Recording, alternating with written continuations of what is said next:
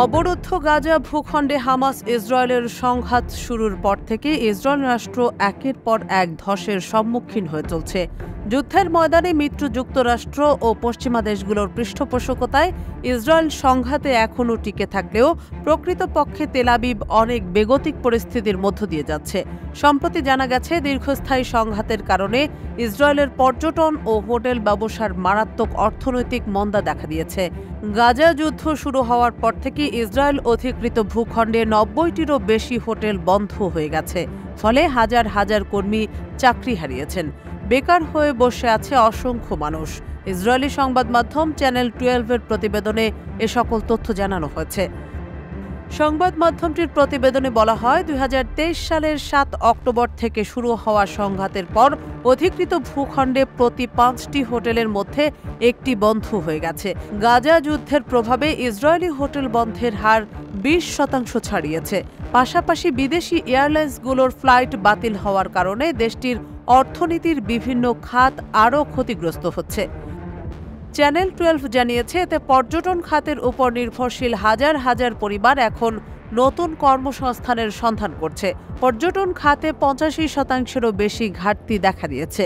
সংবাদ মাধ্যম ইয়েদিওথ আহরোনথ জানিয়েছে, ইসরায়েলের প্রধানমন্ত্রী বেনিয়ামিন নেতানিয়াহু লেবাননে হামলা চালিয়ে উত্তরাঞ্চলে অর্থনৈতিক কর্মকাণ্ড পুনরুদ্ধার করতে চেয়েছিলেন, কিন্তু সেখানে ছোট ব্যবসার ৮০%-ই বন্ধ হওয়ার ঝুঁকিতে রয়েছে। বেকারত্বের বিষয়ে চ্যানেল 12 জানিয়েছে, যুদ্ধ শুরু হওয়ার পর ইসরায়েলের উত্তরাঞ্চলে বেকারত্বের হার অন্যান্য অঞ্চলের তুলনায় ২০% বেড়েছে। গাজা উপত্যকায় সামরিক অভিযানের পর থেকে ইসরায়েলের পর্যটন খাতে প্রায় ১৯.৫ বিলিয়ন শেকেল বা ৫.২৫ বিলিয়ন মার্কিন ডলার ক্ষতি হয়েছে। ইসরায়েলি প্রশাসনের দাবি, গাজা ও লেবাননে যুদ্ধ পরিচালনার খরচ এখন পর্যন্ত ৬০ থেকে ৭০ বিলিয়ন মার্কিন ডলার ছাড়িয়েছে। ধারণা করা হচ্ছে, যুদ্ধের মোট ব্যয় ১২০ বিলিয়ন মার্কিন ডলারে পৌঁছাতে পারে, যা প্রশাসনের মোট দেশজ উৎপাদন জিডিপি এর ২০%-এর সমান।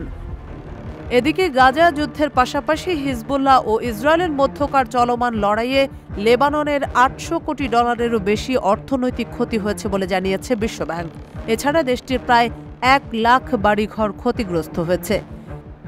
বিশ্বব্যাংকের প্রতিবেদন অনুসারে ২০২৩ সালের ৮ অক্টোবর থেকে ২০২৪ সালের ২৭ অক্টোবর পর্যন্ত লেবাননে সংঘাতের কারণে ৫১০ কোটি ডলারের অর্থনৈতিক ক্ষতি হয়েছে। এছাড়া ভৌত অবকাঠামোর ক্ষতি অন্তত ৩৪০ কোটি ডলার। অর্থনৈতিক ক্ষতির মধ্যে বাণিজ্য, পর্যটন ও আতিথেয়তা খাত এবং কৃষি ক্ষেত্র রয়েছে।